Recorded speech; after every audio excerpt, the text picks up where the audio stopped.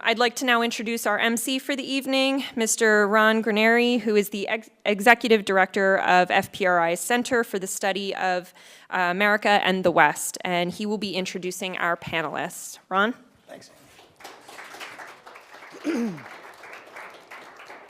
Thanks, Haley, and thank you to all of you for coming tonight. I am Ron Graneri, Director of FPRI's Center for the Study of America and the West.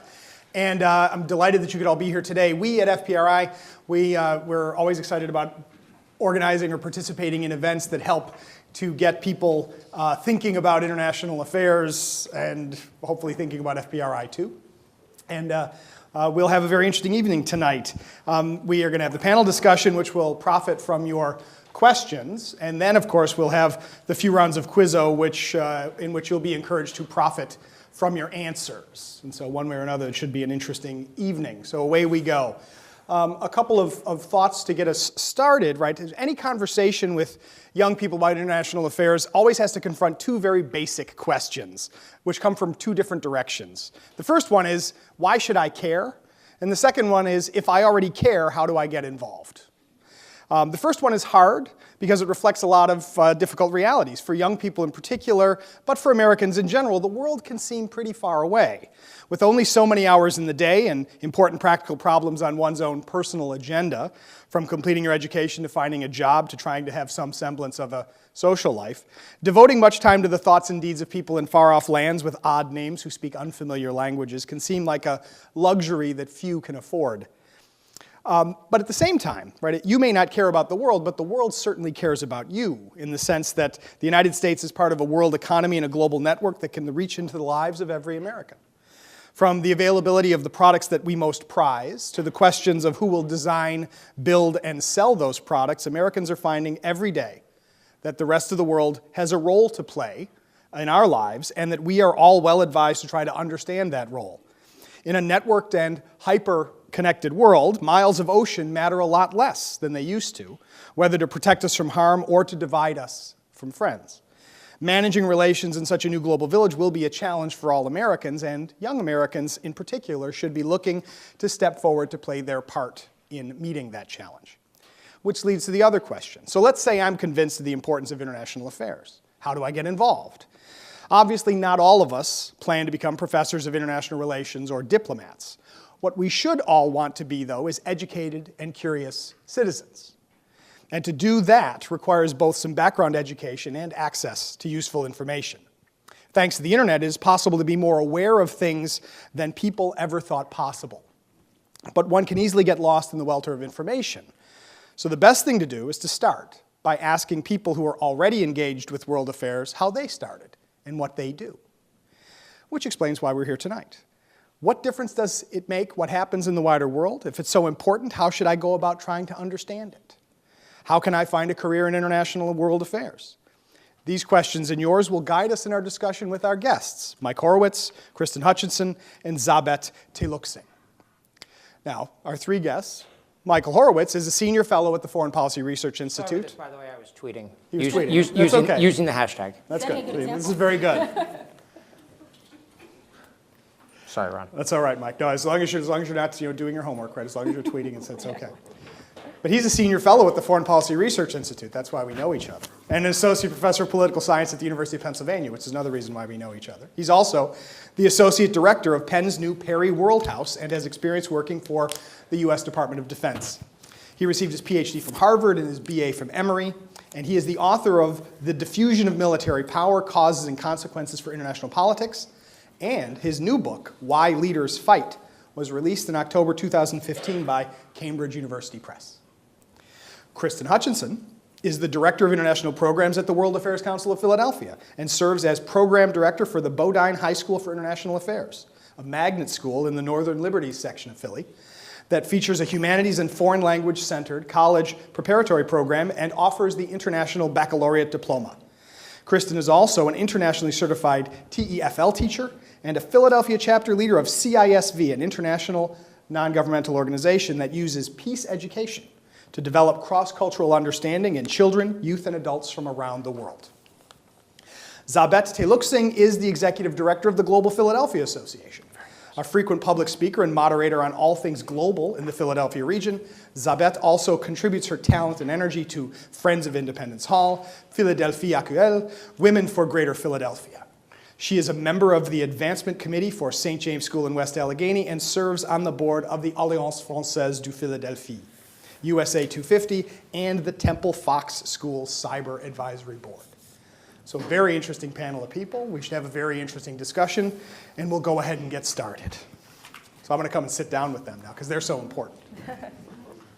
So I want to start with a basic question for that all of you to say a little something about how you got started in your interest in international affairs. And I'll start with the person closest to me. Is that bad? So I'm naturally international. I was born and raised in Carthage, Tunisia, and I have a French dad and a British mother. So my life started globally, and I've been global ever since.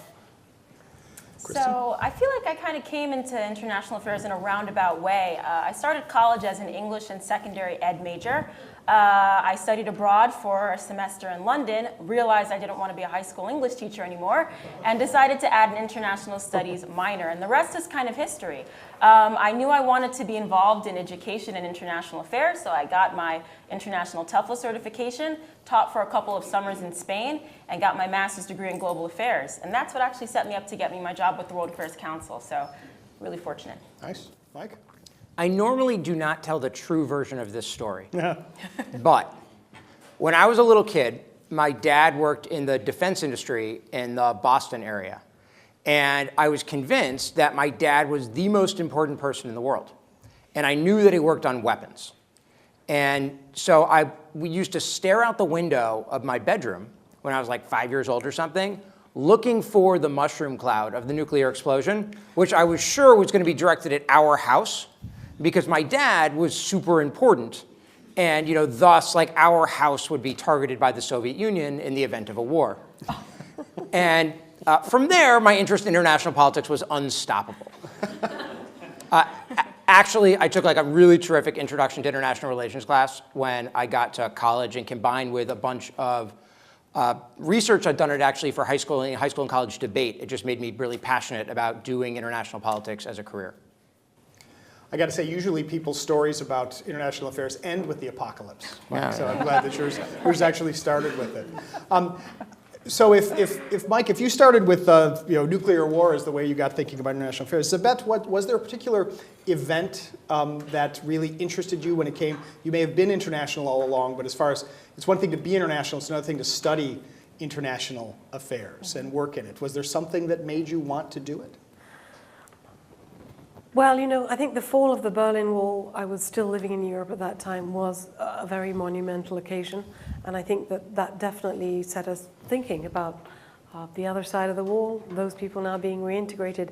And most recently, I was privileged to be in former Eastern Europe on World Heritage business. It was really fascinating to be in an area, 25 years on, was still not what the rest of Germany looks like. And I think that thinking out of the box and thinking that things are different based on the past and what has happened there is part of someone who thinks globally. Sure. Kristen, what about you? Was there a moment when you were in London? What made you decide to study abroad in London? Was it why London? Why not someplace else? That's a really good question. So I was taking a Spanish class in college at the time, and my Spanish professor actually was the study abroad advisor for this semester abroad in London. And he was literally recruiting students in Spanish class, like, you got to come sign up. I'm going to be leading this trip in England. And I thought, well, I guess, it doesn't sound like it could be that bad. I was studying English. Getting the chance to study abroad in England as an English major, you kind of had a little nerd out moment for a second. But that was kind of the reason why. He convinced me to go. And I went, and it was incredible. Once I was over there, it was so easy to get around to different countries. I could just hop on a train or even a plane and be in another country in a matter of hours and just immerse yourself in a different country so quickly and quite cheaply as well. Well, and Mike, I want to bounce this off you, right? The problem or the question that people, when they talk about getting international affairs, is it something that you're born to do or that you choose to do, right? Your story in part suggests that this is something that was down in your DNA before you took that awesome course in college. But when you talk to students, when you talk to the undergrads that you meet in political science at Penn, how do you try to hook them in to an interest in international affairs? How do you try to teach that same awesome class so someday they'll talk about that class they took with Professor Horowitz? I really don't think anybody does that. But Give it time, Mike. maybe. I'll become distinguished someday. I actually think international politics, international affairs really sells itself as a topic, whether what you care about are global financial markets, and so you track global risk because you want to understand how changes in oil prices will influence stability in Russia, or heck, how Putin's behavior will influence oil prices. There's, I think, a natural linkage between almost any career and in international politics. And one of the things that has been really exciting for me at Penn as someone who's naturally interested in these issues is how much these issues resonate, I think, with Penn students today, which in this is sort of amazing when I thought about it, it is essentially the last of the 9/11 generation. In that if you think about how old college students are now, all of my students now, the people that take my big intro U.S. foreign policy class, remember 9/11. It's a foundational moment that shaped how they view the world, which I actually think makes it really easy to get them engaged in international affairs. A couple of years from now, those students in my intro U.S. foreign policy class, they're going to have read about 9/11. They won't remember it. It's funny because I think about that. Zabet, you mentioned the Berlin Wall, and I'll date myself and say that I had just graduated from college in 1989 and was studying in Germany in the fall of 1989. And now when I speak to students and I realize that they were born after 1989. I mean, there's the larger problem of always feeling like the students get younger and younger all the time. But to try to relate to different students events that go from being a lived experience to being merely a historical memory, right? So students are going to read about 9/11 someday. They already read about the fall of the Berlin Wall. How do you talk to people about your experience when you were in Europe when that happened, to make people understand its significance? Well, I think one of the things I encourage people to do is to talk to people from those regions, maybe older people, younger people. It's really important to talk cross-generationally. I also think there are some terrific resources. For example, one of my favorite places to visit in Washington is the museum, where you will see a piece of the Berlin Wall. And there's a lot of terrific support like that, particularly in this country, where I think people are always thinking out of the box and very creatively about opportunities for learning through museums and other places. But I also think that films are a great opportunity for learning about these things, and there's plenty of films and documentation. So those are three areas that I would suggest for learning about the fall of the Berlin Wall. Yeah. Kristen, what I talked about a little bit in the introduction, and I'm curious what you think when you deal with high school students in Northern Liberties, right? There's a lot of young people today, a lot of Americans in general, but especially young people, right? They think about studying international affairs is disconnected from their lived experience, or it's a luxury that they just don't have time or interest in. How do you reach out to people to make them find a way to integrate that into their life? Well, I'll have to be honest with you, with high school students, sometimes you have to find a way to trick them into thinking about it. True. But, I've done stuff with students as simple as, take a look at the tag on the back of your shirt. What country was your shirt made in? How did you go about getting it? How much did you pay for it? Did you think about where it came from? Things like that to just get kids thinking that, hey, I already exist in a global world. I just need to actually realize it. I think that's really important. It's not so much, forcing them to study these cultures and countries that are so far off, but just showing them that you're kind of an accidental product of globalization, whether you want to believe it or not. Right. That's a great phrase. Good point. I'm going to coin it. That's a really good phrase.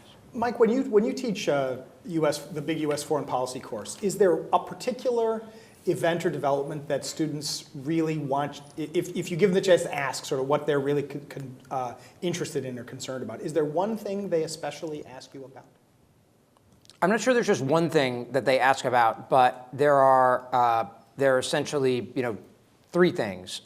One is the lecture where I try to not get written up in the student newspaper, and that's when I talk about the Israel and the Palestinians and things like that. The second is whatever the crisis of the day is. One of the things I try to do with the class is be adaptable to whatever's going on in the world. I've done lectures on piracy in Somalia. It's like the first time since like Thomas Jefferson was president that was a contemporary issue in U.S. foreign policy. And I've done lectures on sort of whatever is going on in Uganda, or sort of whatever is sort of popping. The students sort of want to know about it. And they also always want to know, what can the U.S. do about it? Mm-hmm. And then the assumption of the students is when there are problems in the world, the United States should be doing something to try to fix those problems. They may disagree about the means the United States should use, but it's fascinating that they come from that starting point. Then the third thing that they always want to talk about is China. Just China, period. China, whatever about China, anything about China. Makes perfect sense. Is there a particular, if students come to you and want to know about the world's bet, is there a particular resource you send them to, a website, a newspaper, a magazine, you say you need to read this? Well, I guess I'm showing my British roots, but I do love The Economist, and the Financial Times, especially on the weekend. It's actually rather a relaxing read because it's not just about business. So those are my two go-tos. Good. Kristen, do you have a favorite? Yeah, I think for students that are in the global studies class that I'm working with this year, we actually, every Tuesday, the New York Times puts out a weekly news quiz, and it's really cool. I actually take it myself every week just to make sure I'm staying abreast of all the developments. But it's really cool because if you pick the right answer, it gives you a link to a news article that pertains to the answer, and if it's wrong, it gives you a link to that news article. So really starting to point students in the right direction of where to look for news and how to find answers to all these pressing international developments. Nice. How about you, Mike? Is there one thing you tell the students you need to read this? I mean, if you don't read The Economist, you are doing it wrong. Like the Economist is, I think, simply the best single source of like reasonably unbiased, important international news on an array of topics. And the people that write for The Economist are unbelievably good. Right. So, Beth, you wanted to add one more thing to that? Yeah, there's one more resource which is surprising, but it's actually terrifically good journalism, and that's the Christian Science Monitor. And our own Trudy Rubin, right here in Philadelphia, is an offspring of the Christian Science Monitor, and that's terrific journalism too. That's very true. Yeah. I think that students have always found what most confusing about The Economist is it's the only magazine in the world that calls itself a newspaper. Right, they still refer to themselves as a newspaper. And something else, not signed. The articles are not signed. The articles are not signed. Which that's right, I do find a little frustrating. C'est la vie. C'est la vie. No, but they are signed, right? There's an article by Charlemagne. There's an article by Bishop. There's an article by they have a column every week about the various regions of the world. They're all pseudonymously named. Right. But that's the thing all for itself. Well, I'm going to ask the panel one more question. This is your warning, everybody in the audience. I'm going to ask the panel one more question, and then I'm going to turn to all of you and ask you if you have questions. So you have a moment to collect yourselves while I turn to Kristen and I say, Kristen, is there one thing that you think students should know about international affairs, right? The one thing you should know this. What should they know? I think you should know that international affairs is constantly changing. It's constantly changing. Every day there's different news stories, there's different developments, and the first step is just really caring. Really caring and being interested in these affairs is the most important thing. I think that for a lot of students, especially the students that I encounter at Bodine, these issues seem so far removed from them. And really just making that connection between, what's going on in our city and what's going on overseas is so important because they actually can really, localize that and really put stuff into context that way. Sure. Mike, what about you? One thing. So every year I tell my students that there's always a temptation to oversimplify how we think about America's role in the world. And remember that I'm from outside of Boston. And so, what we think about is America, people sometimes think about America the bad, like America as the New York Yankees of the world. Or the New England Patriots. And sometimes people think about America the good, or America as the Boston Red Sox. The reality is often that America's the ugly. The Chicago Cubs. America's the Philadelphia Phillies. And look, it's been rough. It's really been rough. I love watching sports in Philadelphia. It's terrific. It has been ugly, people. And whatever, I just switch out the ugly one depending on who's struggling. But the point being that there's a tendency to think about sort of all issues as lining up, that either everything the United States does is right or everything the United States does is wrong, generally depending on whether you agree with the president. But the reality is that there are lots of different American foreign policies, and America engages in the world in a lot of different ways. And it generally does its best, and sometimes that works well, and sometimes it doesn't, in recognizing that complexity is important. Complexity. Sabeth, what one thing? Think practical. International affairs is what people eat, where their mother comes from, how a day is structured in Spain, for example. Practical things like that really operate and handle international affairs and are really very important in the way you interact with people. So I'm going to think practically. I'm going to say, I have more questions, but you didn't just come to hear me, and you came to hear these nice people, but wouldn't you like them to say something that you want to know? Any questions from the audience? Any brave person wants to be the first one to raise their hand? I did give you warning after all. Yes, please. Stand up and speak up so that we can hear you all. Here comes a microphone. Speak directly into the microphone, please. It's high tech, that's right. Go right ahead. Yes, it is. My question is for Kristen. With the upcoming election season, how are you communicating that to your students in regards to how it may affect international affairs? Yeah, that's a great question. We actually have a very timely event. I'm going to plug the council right now. By all means. Tomorrow, David Brock, Killing the Messenger. And honestly, when we have the debates come on, I'm always telling students, turn on your TV. Just watch it, Pay attention to what these candidates are saying. I think that's the first step. I think for a lot of students, even if they're so far removed from the political process, just actually realizing that it's there is so important. And putting that in front of them is the first step, Yeah. Great. Anybody else out there? Question from the audience? Yes, the young lady in the back there. Thank you. My question is for all of you, but including Ron. What can you say about language learning, how important that might be? Any tips? But also, is it ever too late to learn another language? Just maybe you could talk about that a little bit. Kristen, you work with Ron, an IB you're program. included in this. Well, all right, Yeah. but I'll go last. Kristen, you can go first, though. Yeah, I will have to say, when Bodine was first started as a school, it started as a partnership between the Philadelphia School District and the World Affairs Council of Philadelphia. And all students, it had a very unique facet in that all students were required to take 4 years of a foreign language, which is actually unheard of in most public schools in the city. Because of budget cuts, Bodine has had to cut its language program. At once it was flourishing with maybe upwards of 6 foreign languages to 2. And now students barely get 4 years. They might be lucky French and Spanish. And right now they're not taking 4 years. They may be lucky because of budget cuts that they get 2. So I think that we really need to, refocus the conversation on foreign languages and making sure that students are getting the education that they deserve. They need to be able to leave high school with an intermediate level of language, because in a lot of majors, you actually have to take a foreign language in college. Indeed. So it's important that they're actually going into college, hitting the ground running and not necessarily catching up with their counterparts. Very good. Mike, what about language learning? Part of being a global citizen is engaging with the world abroad, and that means learning how to effectively communicate with people abroad, and learning to speak a foreign language is obviously a critical component of that. And whether you are a high school student who isn't going to go to college but is just going to live in the United States, a college student interested in studying abroad, or a graduate student in the social sciences or humanities, in which case you're almost certainly learning a language, whether you like to or not. I think learning foreign languages is actually hugely important and will only become more so. I mean, America is a global country and a country where many languages are spoken, and that will be more true, not less, moving forward. Sabeth, what about language learning? Obviously, Francais is important to you. So I want to put to you that the bilingual brain processes quicker than the non-bilingual brain. Therefore, as many of you can make your kids bilingual, try to do so.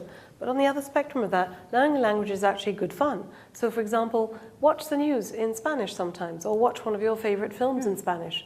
Do things like that that'll just make you think out of the box. You're not going to become perfectly bilingual, but you're going to learn a few phrases and be able to partake in some dialogue that way.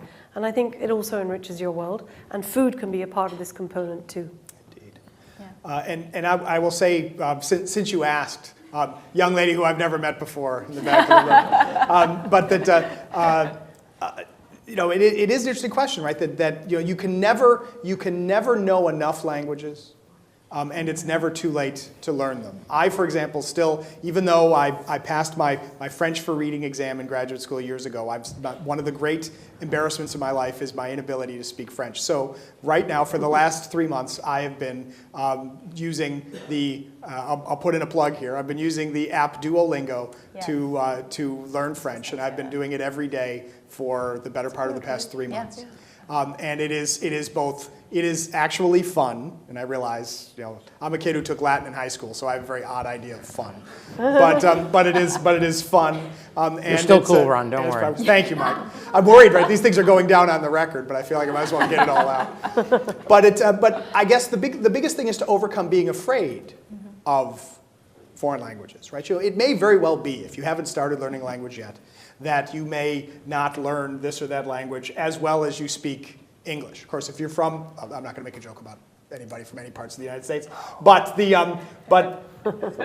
just because you're not going to speak it as well as you speak your native tongue doesn't mean that it's not useful, doesn't mean that it's not interesting, doesn't mean that it can't be fun. And it literally does open up new parts of the world to you when you can at least understand a little bit of what is said in another language. That's one of the beauties, I would also say, of the role of the internet, is that once you decide to start learning a language, it's a lot easier now to find a French language newspaper, a Spanish language newspaper, at least read the headlines, get a sense of what people are seeing elsewhere in the world. With all this information available, it would be a shame to only eat from one small compartment of this great cafeteria.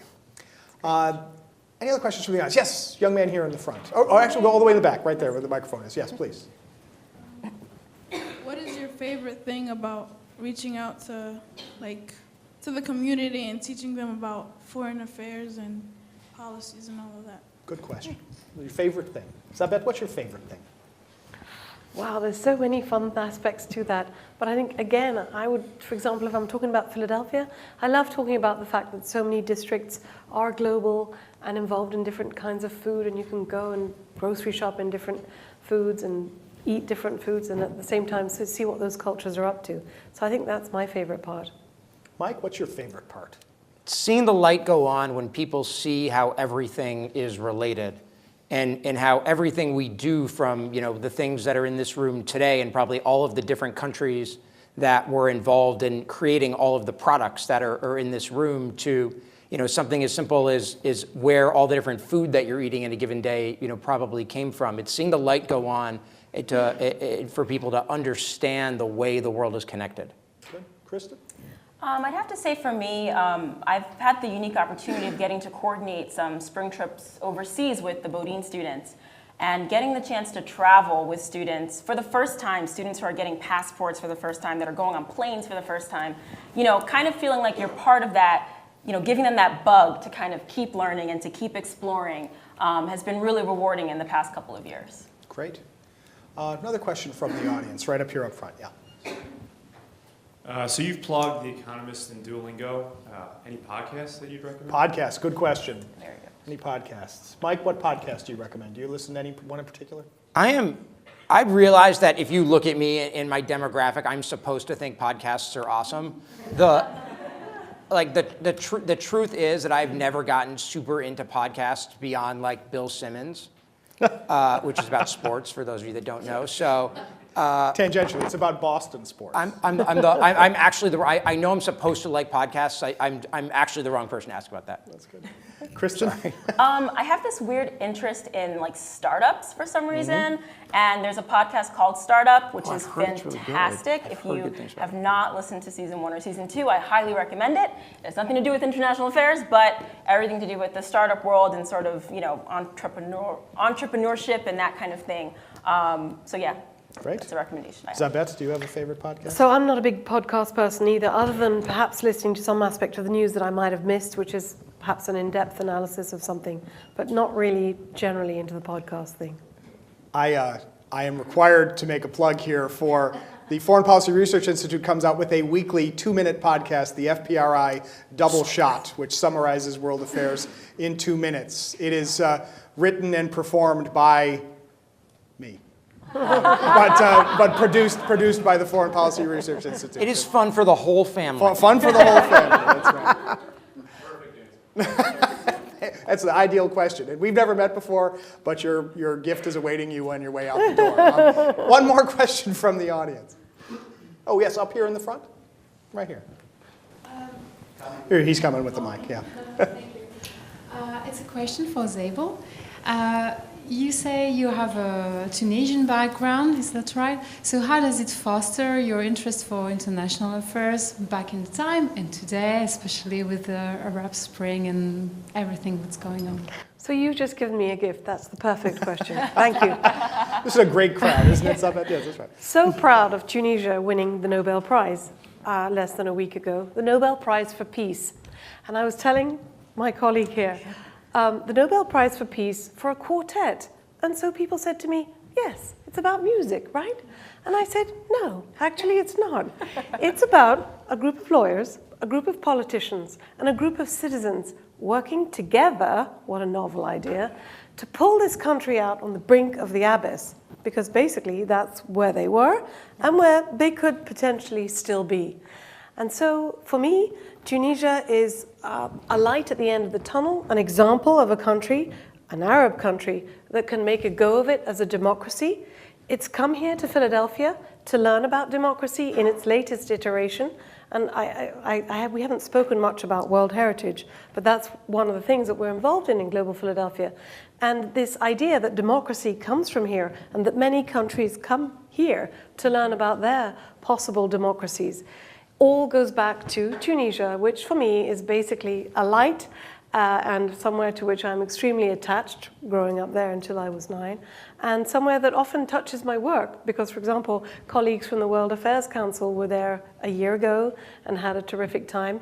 Of course, the World Heritage aspect of Tunisia will be important in Peru, where I'm going to be in 10 days' time for Philadelphia's designation.